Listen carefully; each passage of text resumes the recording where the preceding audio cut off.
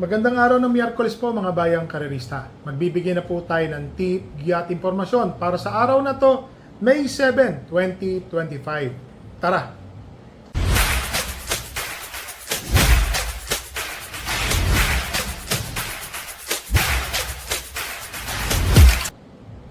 So mga bayang karerista, ngayong araw ng Miyerkules, meron pong hinandang 7 karera. Pakita ko lang po ang ating kopya. Ano?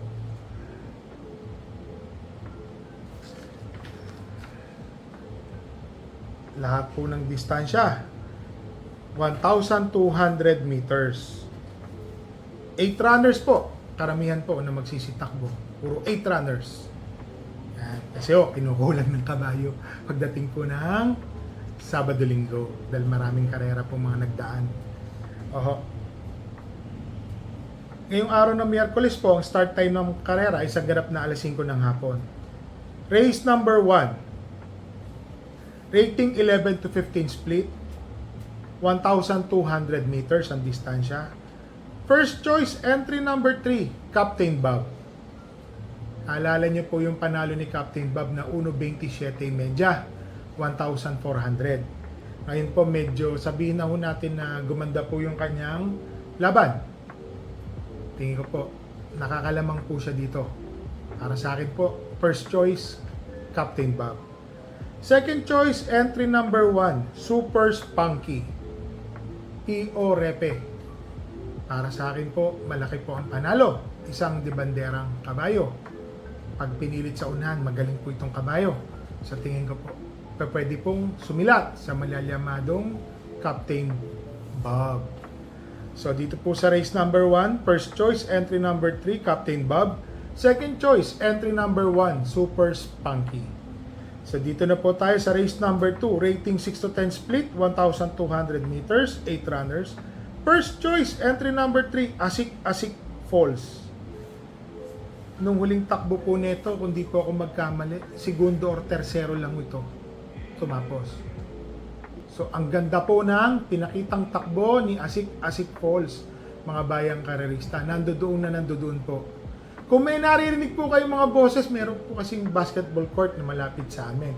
May mga nangangampanya na po, alam niyo naman. May mga sound system pa. So, second choice, entry number 4, Advance Party. Alam po natin, si Advance Party, matuling kabayo po ito, mga bayang karerista ha. Tingin ko po, may panalo rin po ito, lalo na balita ko, may buti na po ito. Third choice, entry number 6, Maximum Speed.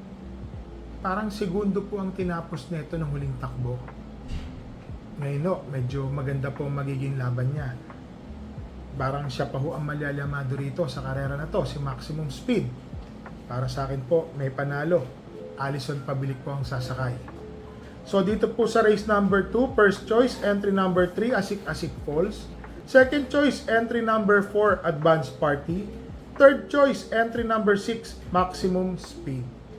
Dito na tayo sa race number 3, rating 11 to 15 split, 1,200 meters, 8 runners. First choice, entry number 4, Arrogante. Charles A. Reyes ang sasakay. Tingin ko po, malaki po ang panalo. Lalo na kung mapapansin nyo, nasusubok-subukan na po ito. Parati na kung nandoon tong kabayo na to. Tingin ko po, malaki po talaga ang panalo niya dahil tinitignan ko po yung bulusok. So nandoon, malakas lang po talaga yung mga nakakalaban, ang mga nakaraan. Ngayon po, tingin ko, malaki po ang panalo. Second choice, entry number 3, Makarit. Segundo po ito nung tumapos nung huling takbo si Makarit. Tingin ko po, malaki po ang panalo ni Makarit, mga bayang karerista ha. Para sa akin po, yung segundo niya, nandoon na po siya agad eh. So para sa akin po, pag nagawa po niya ulit yun, panlaban po yan si Makarit. Third choice po, entry number 8, Mount Piapayungan. Opo, si Mount Piapayungan po, mga bayang karerista ha. Pwede po itong manood ng tersero pwestong malapit. Sa tingin ko po, may panalo rin po ito. So dito po sa race number 3, first choice, entry number 4, Arrogante. Second choice, entry number 3, Makarit. Third choice, entry number 8, Mount Piapayungan. Dito na tayo sa race number 4, rating 5 placer, 1,200 meters, 8 runners. First choice, entry number 5, Apollo. Pati dilemma na po ang papatong. Etong si Apollo, malaking kabayo. Kung mapapansin nyo, parati na siyang nandoon sa kumpulang malapit sa unahan. Tingin ko po, malaki po ang tsansang manalo. Nakita ko lang pong matulin dito, Marangal, Bright Mind. Sama na po natin dito si Pendant, pero si Apollo po, tingin ko, 53.5 kilograms, pati dilemma pa. Tingin ko po, siya pong may pag-asang manalong malaki. Siya po ang aking first choice. Second choice, entry number 3, Kalangaman Island. Napakababa na rin po sa laban. Ito po yung magiging kalaban, o baka ito pa ho yung magiging yamado rito sa karera na to. So dito po sa race number 4, first choice, entry number 5, Apollo. Second choice, entry number 3, Kalangaman Island.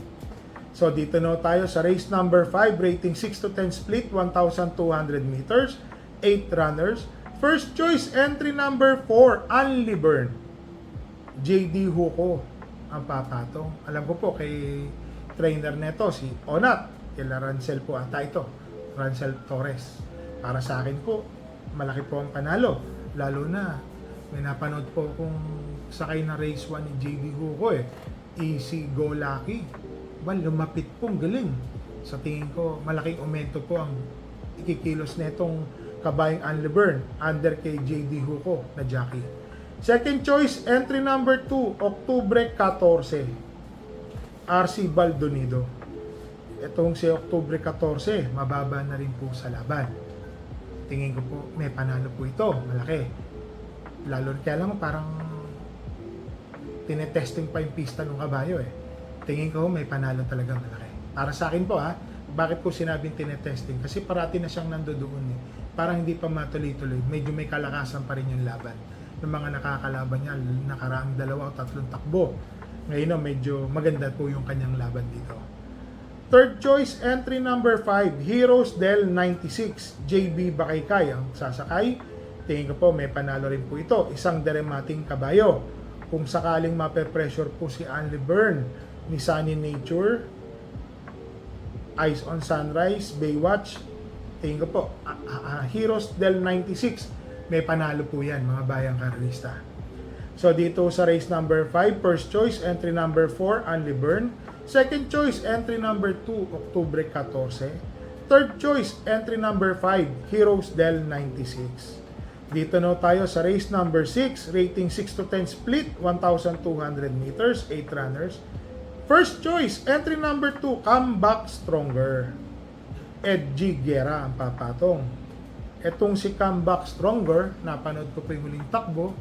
Unang balik lang po niya yun galing sa bakasyon. Meron na. Pwede na. Tingin ko po, may pag-asa na pong manalo or malaki na po ang panalo ni Comeback Stronger. Second choice, entry number 3, Sound of Silence. JR De Ocampo po ang papatong. Ito pong si Sound of Silence. Dati pong buting-buti po ako dito sa kabayan na to. Ibig sabihin, galing na galing po talaga ako. Lalo na meron siyang barrier na 1.15 under Mark Alvarez, tapos tumakbo, 2 sunod. Nandoon na siya Tercero, kwarto. Yun lang, medyo malalakas din yung nakakalaban, na may metahan. At least, sabihin natin na meron na talaga si kabayo. Lucky break na lang po ang kailangan niya. Siya po ang aking second choice, Sound of Silence. Third choice, entry number 7, Double Strike, AP Asuncion, Apo Asuncion ang papatong. Itong si Double Strike, ang ganda po ng kanyang numero, nasa labas. Kung sakali magkakapahirapan po dito sa unahan, tingin ko po malaki po ang panalo ni Double Strike. Lalo na meron po itong 1.14 sa same distance na ganito Hindi lang katagalan. 1.14, 1.15, nandoon po ang kanyang mga chinechempo. Para sa akin po, may panalo po yan. So dito sa race number 6, first choice, entry number 2, Comeback Stronger. Second choice, entry number 3, Sound of Silence. Third choice, entry number 7, Double Strike. So dito na tayo sa race number 7. Rating 22 to 27, 8 runners, 1,200 meters. First choice, entry number 6, Sky Story. CP Henson. mababa po sa laban. Para sa akin po, malaki po ang panalo ni Sky Story, mga bayang karerista. De Banderang Kabayo. Second choice, entry number 3, isang matuling kabayo din po. Eyasaki. Tersero po ito nung tumapos ng huling takbo. Tersero sigurado doon po yan. Para sa akin po, malaki rin po ang panalo, lalo na Bandera umatras, bumalik. Tingin ko po, malaki po ang panalo. Mabuting ngayon si Kabayo. Naglagay po ako ng third choice. Entry number 2, Cats in the Cradle. Tumakbo po ito nung nakaraan milya. 1.44 ang kanyang tinapos. Bandera po siya. Ultimo. Sa kanya po talaga ang unahan. Nagdatingan sila, binabalikan niya. At least makikita mo, nandoon pa rin po si Cats in the Cradle. So masyadong mahaba lang po yung distansya. Tingin ko po may panalo po yan. So dito po sa race number 7, first choice, entry number 6, Sky Story. Second choice, entry number 3, Eyasaki. Third choice, entry number 2, Cats in the Cradle. So mga bayang karerista, meron pong Super 6 carryover, 135,000. So ang Super 6 po ay magaganap sa last race. 1,200 ng distansya, 8 runners. Ito po nandito po yung carryover na Super 6. So mga bayang karerista papaalalahanan ko lang po kayo. Konting lamig lang po ang ating ulo habang nagmamaneho. Yung mga nakamotor, nakasasakyan, mga truck drivers, bus drivers, jeepney drivers, lahat po yan, lahat ng sektor. Ang dami pong aksidenteng nakikita ngayon. Lumalabas na lang po sa Facebook and then sa YouTube. Napapanood po natin. Alam niyo naman, may mga pamilya po tayo naghihintay sa bahay. Napakahirap po ng malalaman at mababalitaan. May nangyaring aksidente, nadamay pa. So, konting lamig lang po sa pagmamaneho. At konting hinay-hinay lang din po sa pagpapaandar ng sasakyan. So, mga bayang karerista, lagi ko po kayong pinapaalalahanan. Bet small, win big, bet big, lose big. Ngayong hapon mo madalas yung nag-uulan ngayon. 3 days na pong nag-uulan. Dala po tayo ng payong at tubig na mainom sa ating mga paboritong OTV station pag namamasyal po tayo. Ingat po tayo. So mga bayang karerista, happy racing and stay safe po sa inyo lahat.